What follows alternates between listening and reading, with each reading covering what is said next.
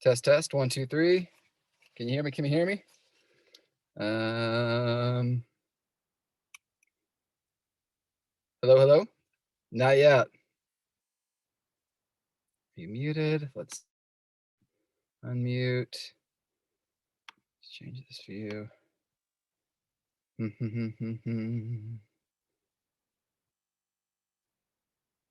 Any luck?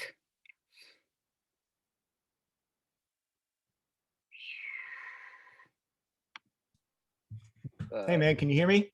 Yeah, there you go, man. You're doing great. Cool. I'm trying to get my microphone to work. Oh, I see. Yeah. Take your time, man. Good to see ya. Good to see you too. I was excited when you said you were willing and able to do this podcast. I hope I gave you enough time. I was like, all right, we agreed on this time. That should be fun. You're like, I'm ready now. I was like, oh fuck, I shouldn't have went to the grocery store. Do you want me to keep talking? Is that helpful with your sound on your side? You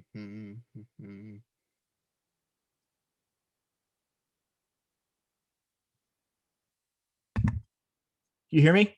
Yeah, you're coming in perfect. Sweet.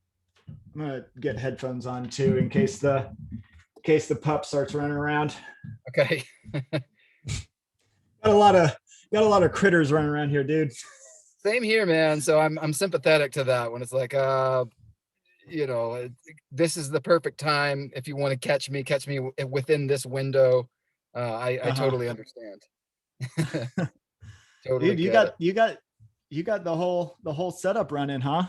I commandeered a closet in the house, and instead of like sound foam, which is, I'm sure pretty expensive for like a small square, you can buy a mattress topper that's sufficient. It kind of does the job. And I lined the closet with a mattress topper and some blankets. I mean, it sounds great.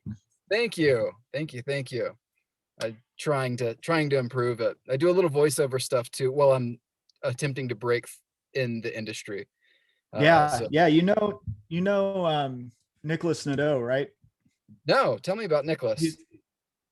We play in a bunch of bands together. He plays in Single Ash and Future Museums and stuff, but he had like a vocal coach for 2 or 3 years and was like going to conferences in Atlanta and LA and New York all the time, like doing basically what you were saying, is just trying to kick in the door, and it seems like a pretty tricky, just Wild West industry. Totally, man. Yeah, you sort of knocked it out of the park with the Wild West tricky industry remarks. That's it in a nutshell. It's kind of like you can sort of only get in if you've got like a friend that's like, come on. Yeah, right. Otherwise you're screwed if you're just gonna do it on your own.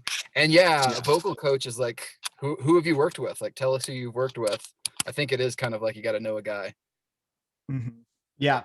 Like people saying like, well, no, you're gonna want to put 8K into a reel. Like, you really need a reel. I don't. Yeah, it's I don't good know to if show. I need to be going to a. Yeah, it's good to show it, but I know a lot of voice actors that are like, never used it, like never. I've got one, but no one's ever been like, hey, your reel blew my mind. But anyways, it really sounds like a who you know situation. So I feel like you're chatty enough to where you can spark up the right people's interest. Use the old charm. Oh man, let's talk about you for a little bit. Enough about me. Tell me what it's. First off, why don't you just introduce yourself and tell everybody what you do for a living? Yeah, I'm Neil Lord. And I mean, what I do for a living isn't equal to what I do. I know. But yeah, I mean, it's tricky. I would love to make music and movies for a living, but Totally, man. I totally sympathize with that because people ask me often what I do for a living, and I don't want to talk about. At a certain point, I was working at a head shop, and then everybody wanted to talk about weed. And when people would ask me Yeah. what I would do for a living, I'd say just like very vaguely broadcasting. It had nothing to do with weed, nothing to do with the head Yeah. shop. It was Yeah. just I'm in broadcasting. And Uh-huh. also never paid my bills with a podcast ever. So it's a huge lie, Right. but it was a good way to like just kind of brush people off. And if they Yeah. wanted to No, I talk about mean, good. if I'm approached and somebody's like, "What do you do?" Music is the quick and easy out Yeah. on that one. Yeah. I Yeah. have a very weird job that I do for a living. So like I work at a kratom factory for a Oh, living. And dude. it's not like I want to walk around just chatting about kratom 24/7, but I can. Oh man, that's funny. I didn't know that you did that. We also sold kratom at the head shop, so or kratom Yeah. or what, however, people get really Yeah. snooty about it. But yeah, that's pretty funny. It's Let's see. a pretty wild work experience. Huh? Definitely, man. Definitely. Nobody's falling asleep there. Actually, you could, depending on You your, could, but I mean it yeah, yeah, that's like a heavy hitter dose. I mean, we don't. yeah. Um, Man, you've got the most. I wasn't sure if Neil Lord was like your actual name or if it was like an Instagram name. You've got the most metal band sounding name ever, as I'm sure you've been told that Tell before. I I have been I well no I take that back. The majority of comments about my name in terms of associative like definitely is just like, dude, that is so metal, So bro. metal. It's so metal, bro. And I'm like making like could not be making the furthest away from that. Like in Yeah. terms of my output. I'm like, well, I make music to put you to sleep. So Yeah, man. Tell me a little bit about you.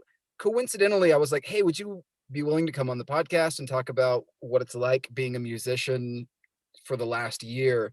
And then I coincidentally saw like putting out an album. I was like, oh shit, this is really good timing for that. yeah. Tell me a little Yeah, bit about the absolutely. album first, and then I want to talk about what it's been like the last year. Yeah. So the album that's coming out in March, I made immediately after getting home from basically being on tour for a year and a half straight. Like played like over 200 shows in 2018. For the same Got band, or home two different bands. I was okay, playing with Jess Williamson mostly, and then did like a short run with Single Ash as soon as those tours ended. And I got back to Austin and didn't really have a place to live. And a friend put me up in their like backyard shed that they had kind of modded out into just like, an Airbnb. Just, I mean, it was a shed with a bed and a desk in it. Like no running water, no bathroom, nothing. But so I holed up in there for a couple months, and and as soon as I got home, just got to work on this record and knocked it out pretty fast. But it ended up sitting around. I mean, I finished it in April of 2019. yeah, So it's been waiting in utero for quite for quite a while. that's awesome. But yeah, it sounds like a very tired person, like just trying to get the last bit of energy out of them. Like I hear it listening back now, 2 years separate from where I was at when I made it is kind of a trip. Yeah. Yeah, can Yeah, you can hear, like, your energy levels through your music? yeah. Like, Oh, 100%. Yeah, yeah, yeah. I mean, I can hear what I was like. It's kind of like a sense memory situation. I feel like I listen to that album and I transport directly back to everything about my life in that moment that I was making it. because my life couldn't be more different at this point than it was living in a shed with no money and no job after, essentially abandoning my home in my town for a year and a half. Yeah.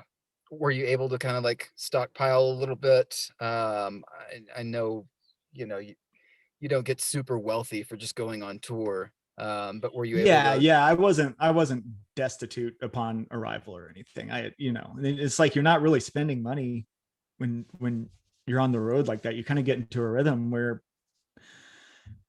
where you know nightly, at least a meal a day is provided by the venue, and it's just like you're living really cheap. You're not paying rent. You're just like gas is covered by tour expenses. Like, Yeah, yeah. yeah, it Tell turns it turns into its own cyclical lifestyle of just like living day to day. Yeah, man. I hope you don't mind, but I'll eventually ask you to either play a ditty or maybe show us some of your music or give a link to it if you're not feeling up to it. Yeah, for But sure. tell me, before we get into that, tell me about what a crazy, like, complete stop to being like moving, going to venues, playing for big crowds to like whittled down to absolutely nothing. What was Yeah, your experience with yeah, that? man. This year is, everyone's been beaten across the head with the idea of it being a year of anxiety, but I feel like it just kicked me into gear of prioritizing or reprioritizing everything. Like, I truly believe that I pretty successfully cut away most of the fat in my life, Yeah. the Yeah, I side with you like on that. Go ahead. Sorry, I didn't mean to. no, it's just really saw the bullshit for what it was. Right. Yeah, same here. There was a lot of there's a lot of silly billies like in my life that I was like, "God, what do I need this for? Like, why am I What's even this silly talking Billy doing around here? about this silly?" If I may, PG it so elementary. But yeah, it was just like, what am I doing? Like, why am I even doing this? Why am I wasting my time with this? But it really helped me focus on me. It helped me realize things that were important to me, and I Mm-hmm. was able to trim the fat, as you so articulate or as you articulated that so well earlier. I really that rang home for me. I was like, oh yeah, same here, man. That the last year you're sort of forced to look inward, and Yeah, see what's with yeah, you. So is that helping as far as like a creative aspect for yourself? 100%. We we were living in Austin still when lockdown happened, and we had a very small house. I mean, it for two adults, a 4-year old in that close of quarters, you would have think that I would have shut down creatively and just leaned into sacrificing my time and space. But Yeah, I don't know. I mean, it just proved a lot about the dynamic we have as three human beings, that I was given the space to pursue creative work while all three people were not allowed to leave the house. And I got a lot done. I mean, I think let me check my like notes, but like, yeah, yeah, I'm sitting on 7 unreleased albums, and I think 4 of those were done since March of last year. wow, So wow, that's amazing, man. Yeah, yeah, I mean, I really just I something clicked, and I was able to laser focus and dial in my intention. yeah, it's crazy how that happens, man. Some of my favorite songs that I'll look into or why is this so catchy to me or why does this resonate with me so much? I look into it and it's like, yeah, I wrote that, and on the back of a napkin in 2 seconds. I'm like, oh my God, Oh, I've spent 22 hours just listening to this EP, already, Yeah, I yeah. can't believe. Well, I have a like incredibly deep belief in the idea of artistry as a conduit. Like we're not necessarily responsible for our ideas 100%. We're we are 100% catching and filtering those ideas, and like tapping into a path or a stream of a big collective psychic bubble going on. um and I've always believed that. It's just like, I think that's why I'm not a person who's super precious with their work. Mhm. I don't over labor stuff. If I feel comfortable after a few listens, and I'm still happy, then I'm more than willing to just sign off and let it exist as it's chosen to exist, and not beat it with a hammer, until it has this like God image in my head. Like I see a Yeah, lot of people working that way, and they make like some stellar masterpieces, but I think I value time m- more than I value like the idea of perfection. yeah, I've also heard the other side of that coin where somebody will just hammer away, and to it like a trained ear, or to a musician rather, um, you might be able to pick up these small little nuances, but to me, it's how I say I can fiddle around with the piano, and people go, "Oh, can you play the piano?" I'm like, "Can you play the piano? Because if you can't, then yes, I can. But if you are some sort of a musician, you'll totally be like, oh, this guy's a hack.' You're Like yeah, right, right. it sounds pretty good if you don't know what I'm doing, but I'm really just kind of like moving this hand while this hand sort of does something fancy. Um, and, But see, like I stand on like my stance on that, that question, yeah, that deep like can you play blank, it's just like everyone can play anything if it's a physical object. Like if you can hit a drum, you can play the drums. yeah, It's just like, it's so silly to me that people are like, well, I don't know, I don't have a musical bone in my body. And it's just like, why are you saying that? Have you touched an instrument? Have you yeah, like felt its physicality? Even if it's noisy and you find it unpleasant, you're still playing it. It's still a conversation. You're enacting change and momentum and creating this.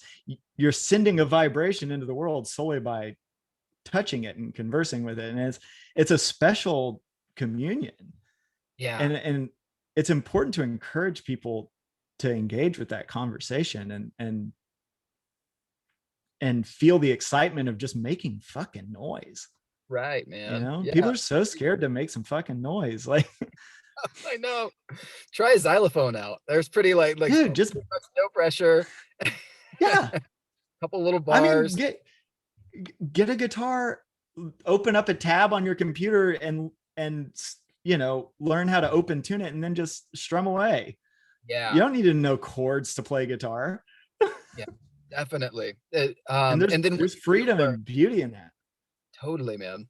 And yeah, it's funny whenever you do learn a C, a E, and a G or something like that, then you're you basically opened up Pandora's box. Like from there, it's like, oh, I got to learn how to play like an A minor, and It's and unreal. It's yeah, unreal. There's so much potential just sitting in a locked box for a lot of people, that I have taken upon myself to just like be as encouraging as possible, to be like, no, no, no, no, fuck that. You're choosing insecurity and this weird cultural shame around art, like over just being playful. yeah, It's like, let that inner child rowdy. Like, I don't know yeah, who convinced you that it's not okay to do that. yeah, yeah. You're a roommate, like you're Yeah, turn that yeah. Whoever the fuck, like your parent would like, probably when someone was a kid and their parents like just told them to be quiet 1 too many times, so they thought that their voice wasn't valuable. yeah. Yeah. like What was your simple upbringing? psychological. Oh, dude. I mean, I don't know. I feel like I'm one of the luckier people I've ever met in terms of my childhood. Like Yeah. growing up in Arkansas, like, you know, lived in a house for a while with like 20 acres, like in a pond and like just dogs and animals and like running Yeah. around. It was a special occasion if I ever put my shoes on. Yeah. When did you pick up an instrument? Like, how old were you? I started playing saxophone in fifth grade. So how old would I would have been like 11, I guess, 11 or 12. Yeah. Yeah. Cool, man. Yeah. That's And I played saxophone I still play saxophone. I don't practice saxophone, but saxophone was my how I learned theory and how to, you know, engage with music as a practical theoretical device. yeah. Um, but obviously that led me down to a path of where music became more a spirituality thing as a theory thing. Yeah. I know this is not a completely different instrument, but I was enamored with the trumpet for a long time. I Mm-hmm. still am, I suppose. But I decided to take some lessons, and it blew my mind. Like, my respect for trumpet went up like exponentially. Of like, oh Oh, my yeah. god, So Jesus! I thought, yeah, there, yeah, the trumpet is a, I mean, it's insane that instruments like that even exist, like trumpet, French horn, brass instruments all together just blow my mind when people are yeah, good at them. yeah, yeah. It's crazy. That my trumpet teacher basically sent me home with the reed, and he was like, just don't even worry about trumpet right now. Just practice blowing into this thing. I was like, Yeah, oh my yeah. god. I mean, well, no, Yeah, you have to change the entire muscle structure of your lips. yeah, You yeah. have to build muscles that don't exist in there before you want to play that. Yeah. Yeah, it was freaking nuts, man. But anyways, I had a whole new respect of like, wow, that's bananas. I don't even get the instrument. I just get the is it called the reed? The little place Um, the is it a valve? I don't. No, it's not a probably valve. I Yeah, I don't know. the reeds are for woodwinds, so like saxophone, clarinet, bassoon, like all that stuff. that's why my brain went there. We were talking saxophone. Yeah, so anyways, I digress. Again, I'm getting off track here, but that's saxophone was how you broke through. I think we're right on track, buddy. All right. You're right. We're This is right how where we need to be. yeah, yeah. Tell me about like what did it feel like whenever the world shut down, essentially? Were you like, Man, I gotta really, I Yeah. need to find a kratom job. Or were you like, I Well, so I much for me? had I had taken the kratom job on full time 2 weeks before shutdown hit. Oh, perfect Yeah, timing. yeah, Wow. it's kind of crazy, like Yeah, that they offered me full time hours while Corona was still a whisper in America's ear. yeah, I don't think that there had even been any U.S. cases when I decided to just be like, you know what, I'm gonna like just put my head down and work. I'm gonna work for a while. Just making that choice of I'm gonna go back into the capitalist agenda and just rack it yeah, up. yeah, Um, so that was pretty surreal. I think the heavier moment was South by being canceled and having a big week planned, musically. And yeah, and even up until the point where like South by was canceled, but people were still talking about having shows anyway, you know.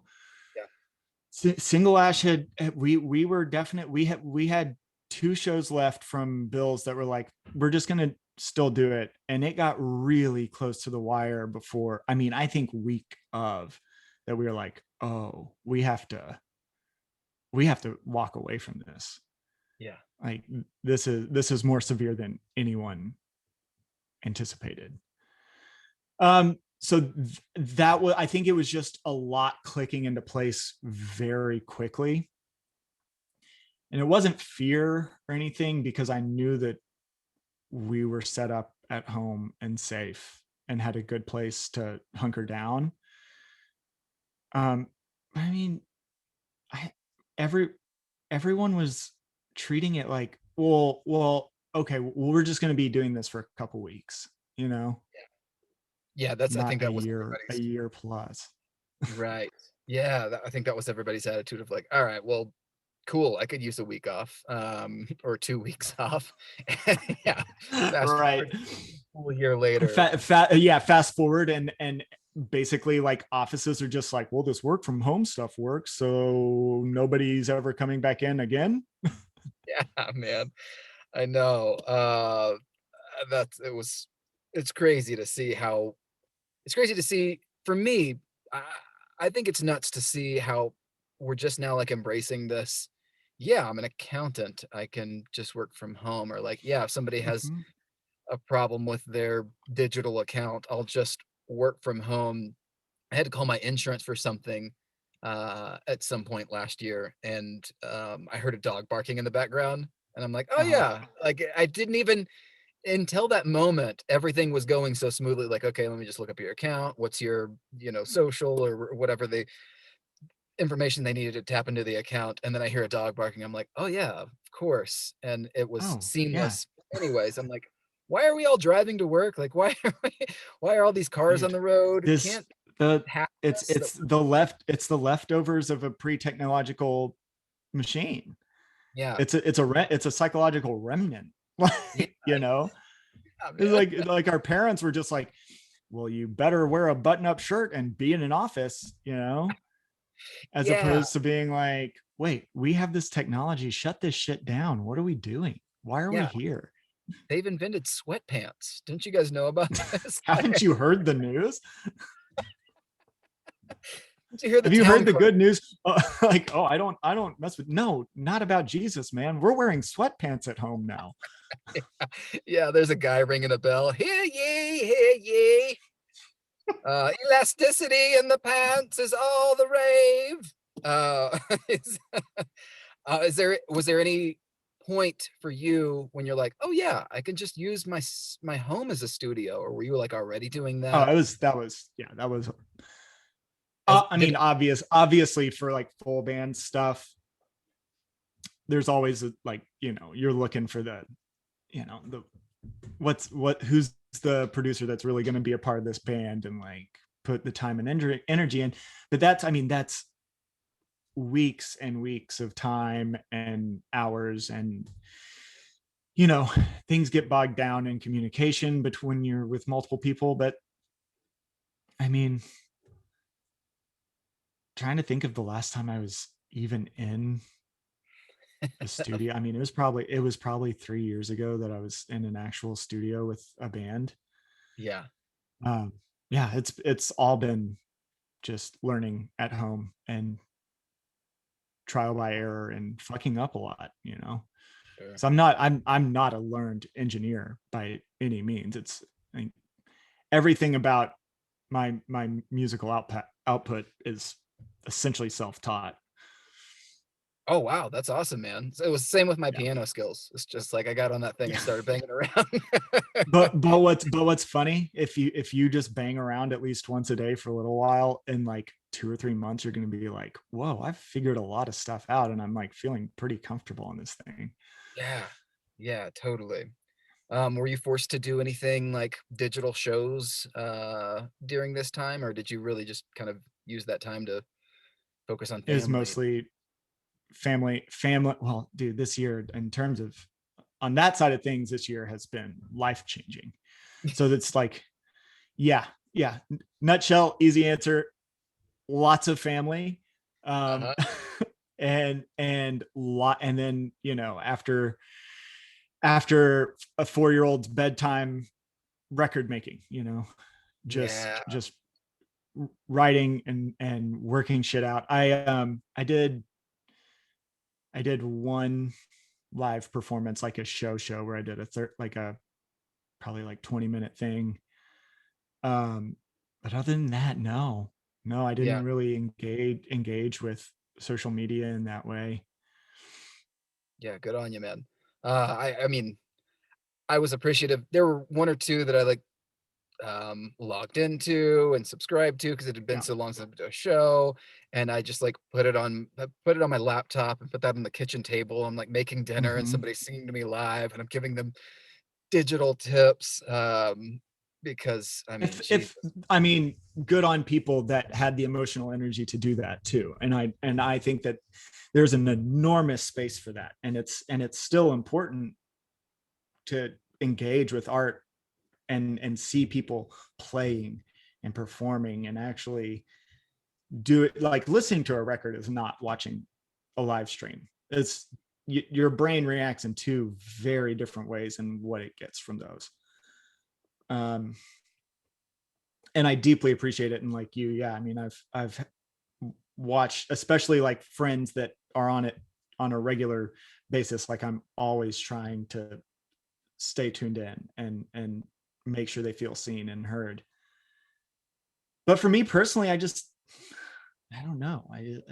I wasn't called to it. That's good, man. Yeah, you don't have to Yeah. be. That's the beauty, and um, tr- tr- I guess whittling your art down to how you want to whittle your art down. It's what makes it The unique to you. essentials, man. That's yeah. Yeah. Is Yeah. streaming killing your livelihood as a musician? Like I'm curious what there's less people buying like merch Yeah. as far as like records go, Yeah. CD tapes, and more people doing subscriptions as far as like For sure. For sure. I uh mean, you can see you can see the change definitely. But dude, honestly, Bandcamp changed the entire structure of the way musicians see money through. I don't know if you've stayed in tune with their whatever revenue share days that they've been doing once a month. But that's changed the game for yeah, musicians, honestly. tell my listeners a little bit about the Bandcamp. Well, that yeah, they set up what probably, I think in June of last year they started doing once a month Bandcamp days on the last Friday of every month, where they don't take their revenue share of album sales. And so whatever money you spend buying an album from the artist, they get the entire cut, which is adds up. I mean, if you get 10 album sales and subtract the 10% from each of those albums, that adds up to a substantial amount of income for each of those record sales. So I mean, and Bandcamp is the musicians' service. They are the only streaming platform doing any good for musicians, Yeah, hands it seems down. like built by musicians, supported by musicians. Right. It's where I would say to go. I used to post or before COVID, I used to say like buy a fucking t-shirt. Like if you really appreciate Yeah. the band, like Yeah. buy some sort of merchandise, tip the band, Anything. anything. Like if you really had a decent time at all, if you liked one song, if they covered half of a song, like go Mm-hmm. go support that Mm-hmm. band. I'm not saying you have to go around and start dumping your pockets out to every band that's not necessarily in your wheelhouse, but if you're at a show, support the band somehow. It's a beautiful thing that we're blessed with as listeners, and you really just get shat on. Like you really get there's Well, I think a the what a lot of people forget, and I don't even think it's intentional or shitting on or malicious in intent in any way, but I think what gets lost is that the music economy is a it's a economy structured by the community around it. It doesn't have investors or people with money at the top or anything holding it up. It is a community economy. And people forget that that economy is in motion through their money, and it creates a circle and a dynamic where it can sustain itself. There is a way for musicians to thrive and be professional and live off of their music.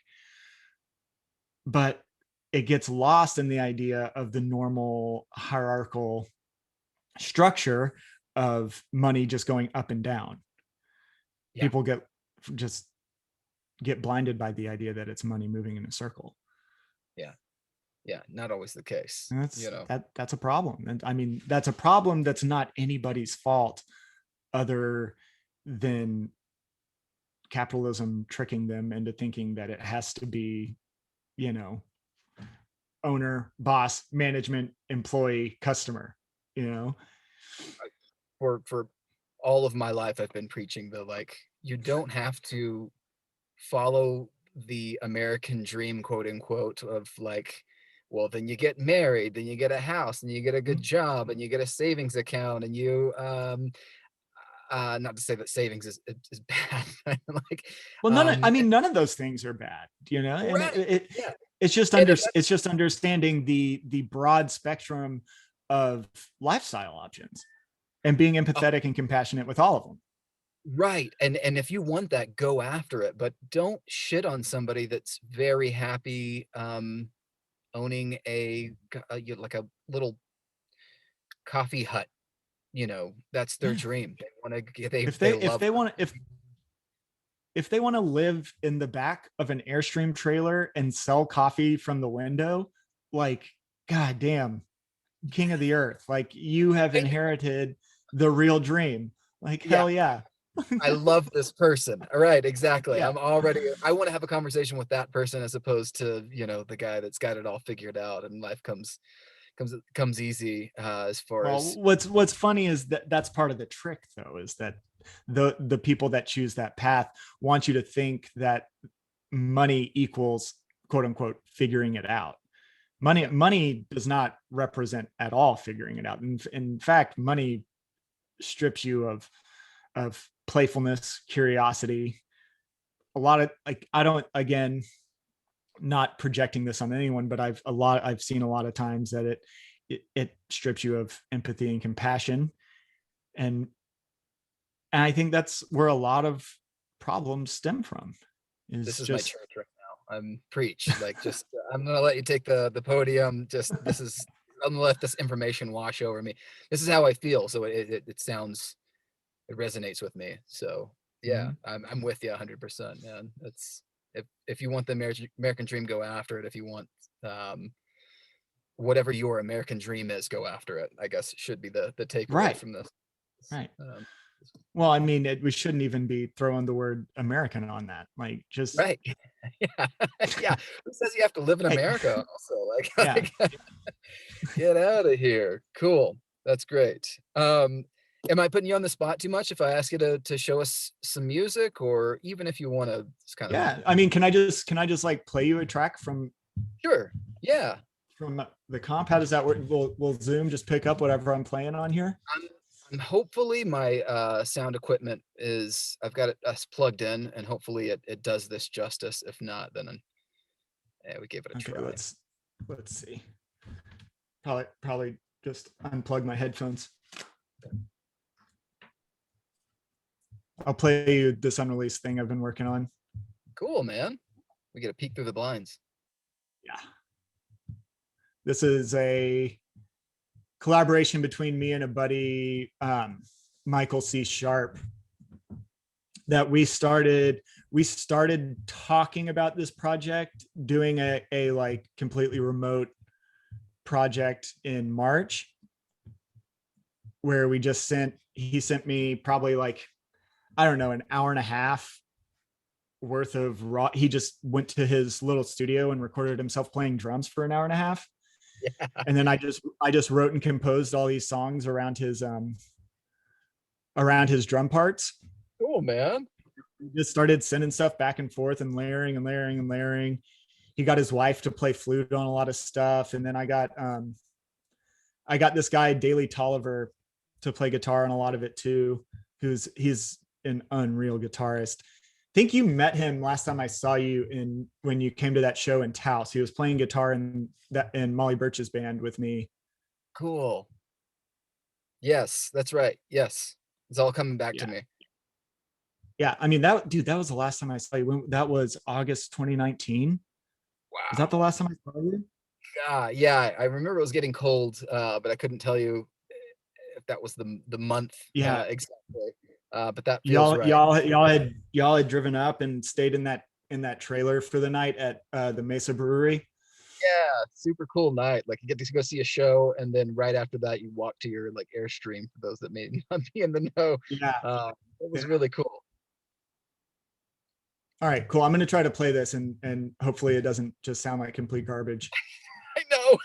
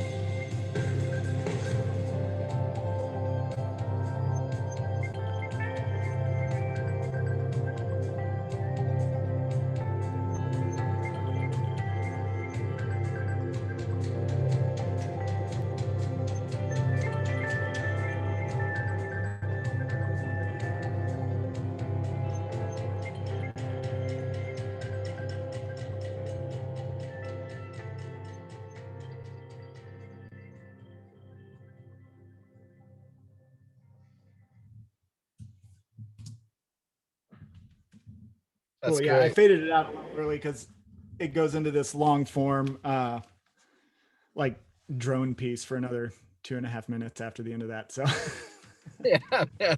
I know. We were like side chatting a little bit of like, is this too loud? How's the sound coming in? Is it all right? And you were like, I'm gonna fade it out in a second. I'm like, dude, you do you. You're the musician. Like you know where to cut it. You know yeah. where you've done this a lot more than I have. So please take all liberties. Nice work. I was happy to hear that flute come in too. I was like, I wonder if we're gonna hear the Oh flute. yeah.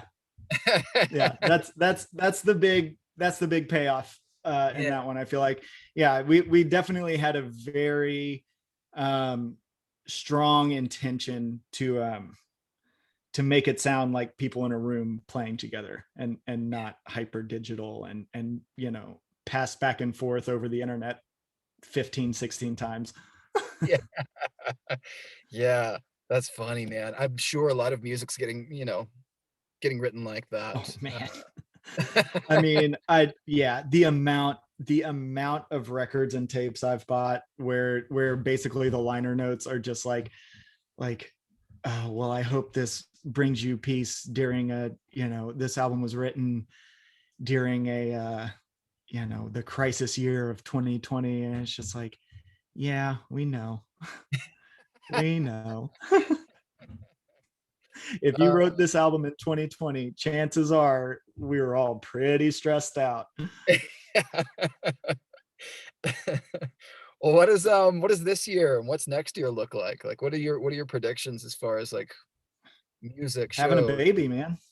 Yeah, no, I know, I forgot that we need to talk about that for just a second. You were talking about your family life, like, you not only do you have a four-year-old in the house, you've got your partner, yourself, and a puppy, and also a baby on the way. Yeah. That Yeah. that's, Yeah. I that's mean, doing like 2 weeks. wow, golly. That's crazy. That's crazy. It's So you crazy. probably It's absolutely crazy. This dude, I can't reiterate enough. This year has been like, my life has changed in this year more than it has changed. Like, literally, I think the biggest change in my life before this year was exiting the womb and just entering the world in the first place. you're just walking around until this year or last year. Yeah, yeah, just kind of being like, oh, that's kind of nice here. This big rock ain't so bad. Yeah. Oh, man. We usually end the story with in tradition of my shitty podcast, we usually end with a poop story, either pooping your pants or, if, like, it doesn't have to be a poop story of your own, it can be a sibling or a friend. Do you have any Dude, I got diuretic? I got I got poo poo tails. I I've been wanting to change this for so long, and it's like, you can't. Sorry, man. You've been doing You it for can, so dude. You named your podcast after it. Like, you long. you bought in. You bought in, buddy. I know. It's sometimes it's really embarrassing too. Like I'll be talking to like a historian or something. I'm like, "Have you ever pooped your pants? I'm so sorry. You don't have to I'm say so anything." sorry I asked that. No, it's cool. Um um so yeah, I mean, I feel like my main poop story is so cliche, but I mean, it's like the one that I would share in this circumstance. I think I was at summer camp, and I used to go to this summer camp when I was a kid, in the like deep mountains. It was up on this amazing cliff top in Arkansas on Pettit Jean State Park, which is like one of the higher mountains in north central Arkansas. And amazing place. If you picture like summer camp from movies, it's this place. Yeah. It's called Camp Mitchell.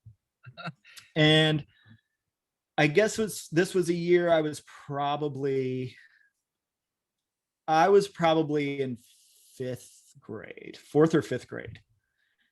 Um, and we were playing capture the flag or some kind of game deep in the woods like that. And I mean, there were probably 40 kids playing this game. Yeah. Massive, like huge, just a huge swarm of children.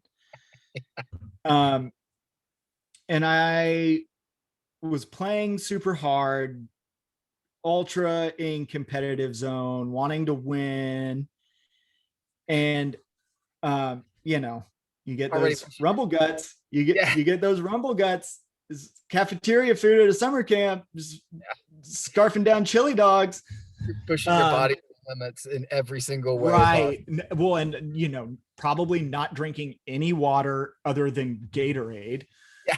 Um, and I did, yeah, I feel that tummy thing coming on, and the cabins were probably a quarter to a half mile away. Like we were deep in the woods, man, and in the mountains too. So it's all like, creeks and craggy and like brush everywhere.